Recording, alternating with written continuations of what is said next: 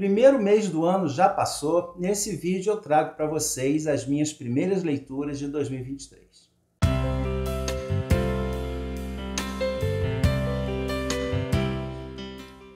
Oi pessoal, eu sou o Carlos, sejam muito bem-vindos ao primeiro vídeo de leituras mensais do canal nesse ano. Se você está chegando agora, eu espero que goste e que esse vídeo te estimule a continuar acompanhando o canal. E o ano de 2023 começou maravilhosamente bem em matéria de leituras. Agora em janeiro eu concluí 5 livros, todos de autores e nacionalidades diferentes, além de ter iniciado 2 outras leituras que irão me acompanhar por mais alguns meses.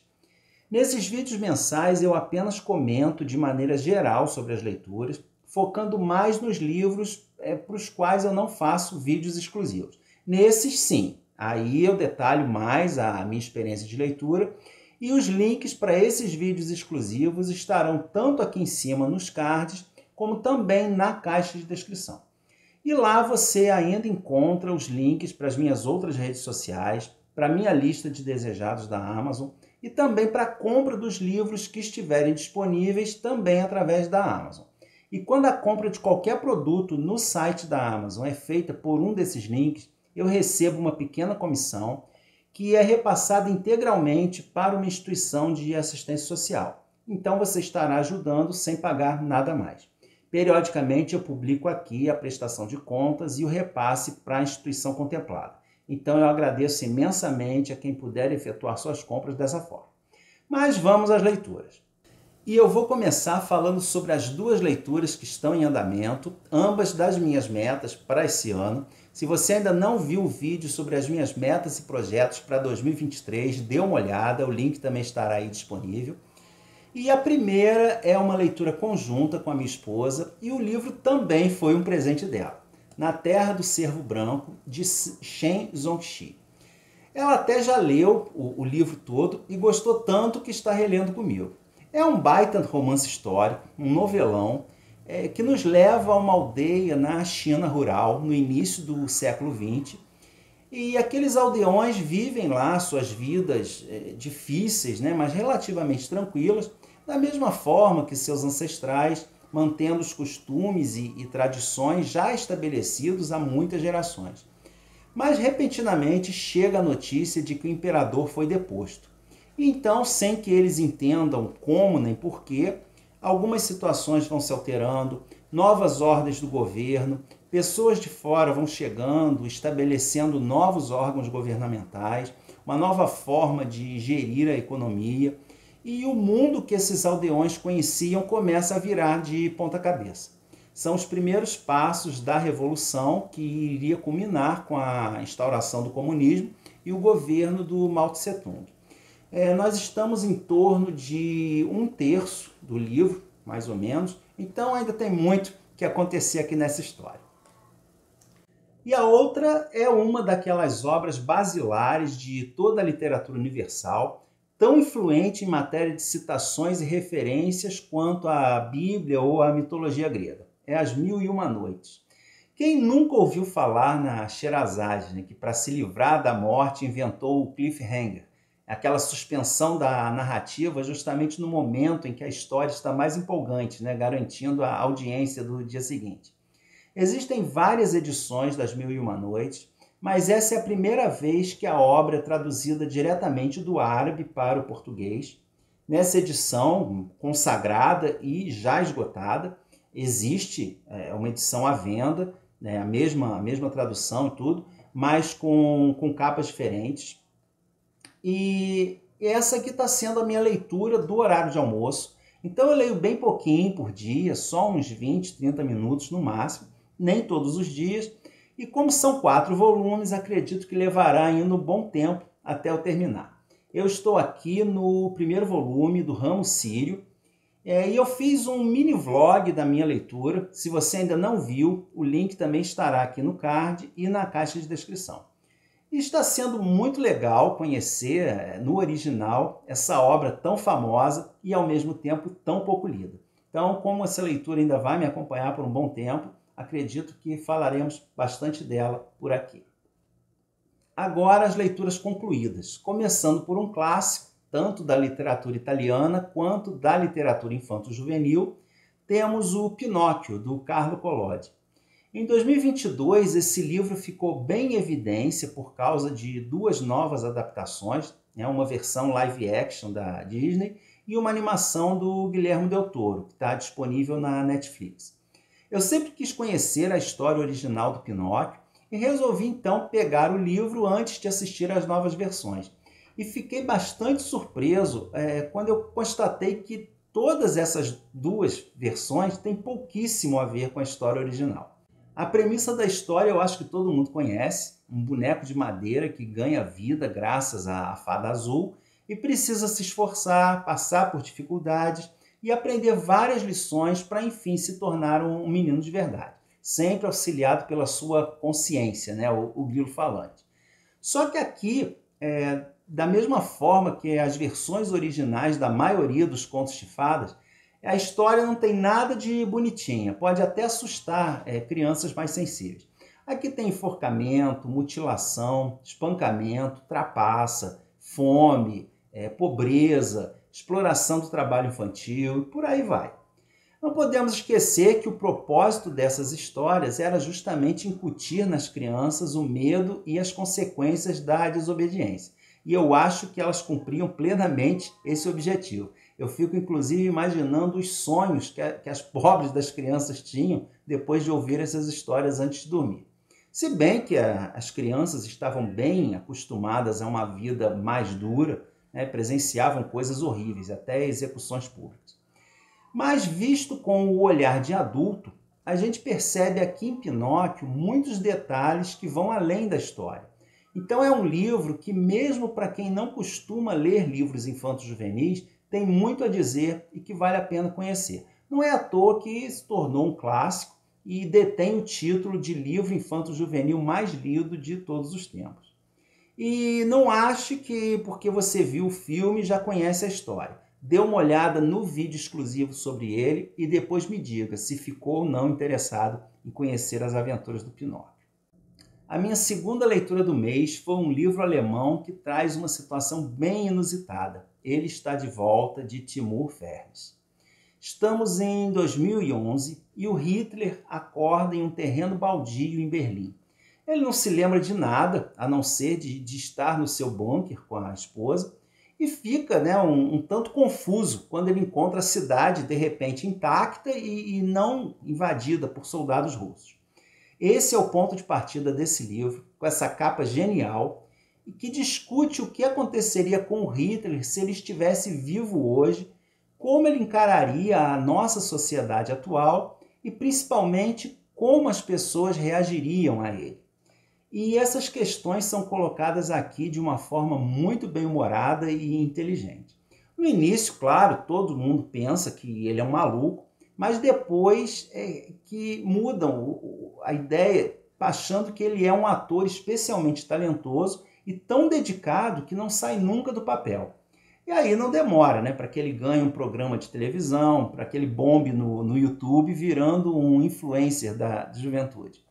E aí, com aquele seu discurso arrebatador, ele atira para todos os lados, desde dizer que a Alemanha agora é um país de frouxos, comandados por uma senhora, não esquecer que não estamos nos tempos da Angela Merkel, e dominado pelos imigrantes turcos. E aí é que está a chave do livro.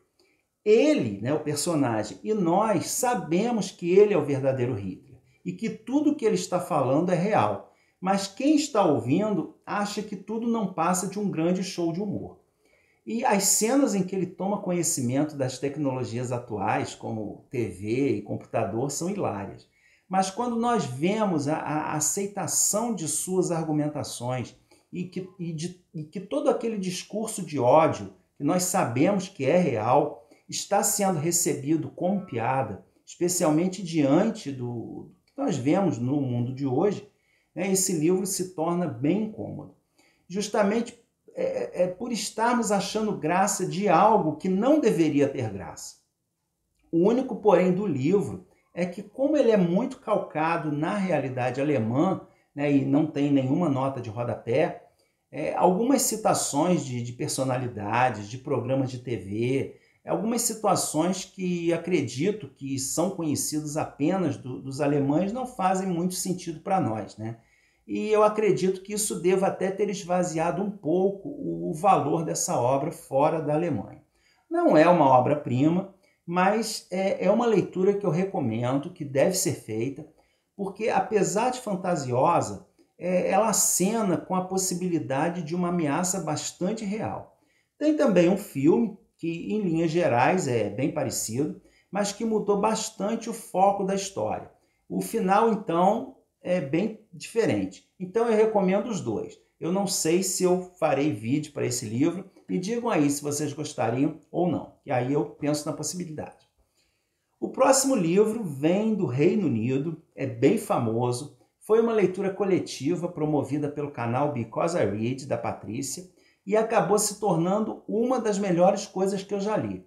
É o Cartas de um Diabo a Seu Aprendiz, do C.S. Lewis.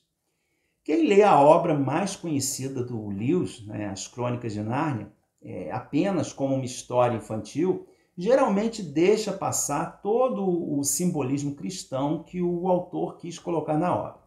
E nessa aqui isso não acontece. Aqui é tudo explícito, mas nem por isso menos interessante, a começar pelo plot, né? Um diabo sênior, o mal danado, dando conselhos ao seu sobrinho aprendiz, o Vermilindo, sobre como tentar um humano, chamado aqui de paciente. E que livro maravilhoso, não só pela temática, como pela escrita e construção. Apesar de ser um livro epistolar, nós só temos acesso às cartas do tio para o sobrinho, né? Dando dicas de como o aprendiz deve proceder em cada aspecto da vida humana, com o objetivo de desvirtuar o paciente e afastá-lo de Deus, que aqui é chamado de inimigo. Mas o livro é tão bem escrito que nós não só inferimos o teor das cartas do sobrinho, como sabemos de tudo o que está acontecendo na vida do paciente. É um livro excelente, em especial para quem é cristão, independentemente da denominação, porque através dessas cartas, o maldanado, debochando do amor de Deus pela humanidade, ensina o sobrinho a aproveitar as brechas e as dúvidas do paciente para inculcar nele ideias e valores opostos ao que seria considerado moralmente correto. A questão é que o Vermilindo é iniciante e, ao que parece aqui, bastante atrapalhado e vai tomando atitudes que, à primeira vista, até parecem corretas, mas que, se forem analisadas mais profundamente, podem não só ser inofensivas, mas até mesmo ter como resultado afastar definitivamente o paciente do caminho errado. Então, em cada carta, o Lewis fala de um assunto diferente, sempre mostrando como o diabo nos vê e como ele se utiliza das nossas falhas para conquistar a nossa alma. É uma leitura muito gostosa, divertida, tremendamente irônica e que pode ser aproveitada não apenas por cristãos, né, seja de que denominação for, mas por todo mundo. E é uma obra que em muitos momentos nos faz dar aquele sorrisinho meio sem graça, né? Quando nós vemos retratados em alguma situação descrita pelo diabo. É uma delícia de leitura, recomendo sem dúvida. O próximo livro foi digital, foi minha primeira incursão na literatura japonesa. Também tem um viés religioso, mas não poderia ser mais diferente do que o anterior. É o Silêncio, de Shusaku Endo, que conta a história de um padre português que em 1630 foi com outro companheiro para o Japão à procura de um antigo professor, porque dele haviam chegado notícias de que ele havia apostatado, né, renegado a sua fé. E após um longo período em que o cristianismo floresceu no Japão, agora os cristãos estavam sendo barbaramente perseguidos e exterminados. E animados pela fé e pela crença de que eles estão seguindo os passos de tantos outros missionários anteriores, né, que levaram os ensinamentos de Cristo a terras distantes, guiados também por uma figura bem esquisita e ambígua, o japonês Kishijiro, esses padres encontrarão uma realidade bem diferente do que eles imaginaram. Eles vão encontrar aldeões vivendo em condições de miséria quase absoluta, perseguição, torturas, cristãos que não negaram a fé sendo mortos de maneiras bastante brutais, e não demora para questionarem como aquelas pessoas podem viver naquela situação e ainda assim perseverarem na fé cristã. E por que Deus não se manifesta diante de tantas atrocidades? O livro tem uma escrita fácil e envolvente, mas é bem introspectivo, né, com muitos momentos difíceis e angustiantes, que às vezes é necessário uma pausa. Mas é um livro que nos faz mergulhar nas nossas próprias crenças e que nos leva a pensar sobre qual caminho escolheríamos caso estivéssemos no lugar daqueles padres ou japoneses cristãos. E ele também traz diálogos muito interessantes, onde é traçado um paralelo entre o budismo e o cristianismo, né? Entre a realidade do Japão e da Europa, das motivações e formas diferentes de exercer a religião. Enfim, é um livro que traz muitos esclarecimentos e conhecimento, né, sobre a história, tanto do catolicismo quanto do Japão. Especialmente sobre esse período histórico do qual nunca ou muito pouco nós ouvimos falar. Eu pretendo fazer vídeos sobre ele em breve, então fiquem de olho aqui no canal. E se você não for inscrito no canal, aproveite para fazer sua inscrição e ativar o sininho de notificações para ser avisado assim que sair um vídeo novo. E depois dessa quase volta ao mundo, eu já estava com saudades de um brasileirinho e eu peguei As Imaginações Pecaminosas, do mestre Altran Dourado, também da minha lista de metas para esse ano, que foi um presente da minha amiga Leila Cardoso, que aliás foi quem me apresentou ao Altran através do maravilhoso Ópera dos Mortos.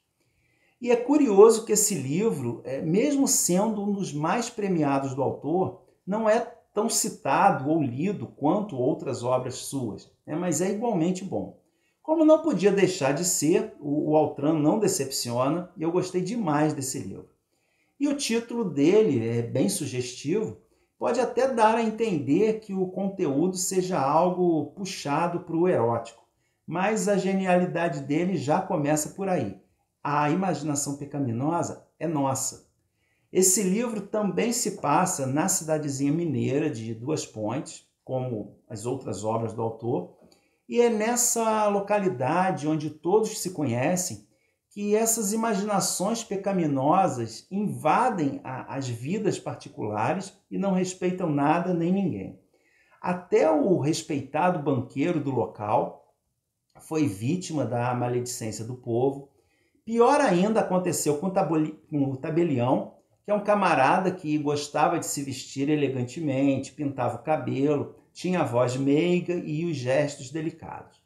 Sem falar no Dr. Viriato, que também tinha seus segredos. Afinal de contas, por que é que um médico culto e admirado iria estudar a cabala? É uma coisa tão misteriosa. E essas histórias são contadas do ponto de vista do povo, que observa tudo e não perdoa nada. É um livro de contos, né? Cada capítulo conta a história de um personagem, mas todos eles estão interligados entre si. E é muito legal também encontrar aqui e ali referências a personagens de outros livros do Altran. Temos várias menções ao Honório Cota, por exemplo, ou à prima Biela, do Uma Vida em Segredo, né, que é a protagonista. Porque ela é uma das poucas pessoas que compareceu ao funeral de uma mulher aqui tida como louca. Para completar o livro, uma versão do Altran para o conto Missa do Galo, do Machado de Assis, e um texto em que o Altran detalha todo o processo de criação e escrita desse conto, né? Por que ele opta por tal ou tal palavra, o que ele quer passar com cada ideia ou frase que coloca. É um texto muito interessante e uma situação bem rara, né, de se encontrar, né? Um autor esmiuçando ele mesmo a sua obra para o público. Então esses foram os livros lidos em janeiro e agora vocês irão me contar como foi o mês de leitura de vocês, o que leram de interessante, se já leram ou pretendem ler alguns dos livros que eu mencionei. Enfim, vamos conversar um pouquinho aqui embaixo nos comentários. Muito obrigado a todos e até o próximo vídeo.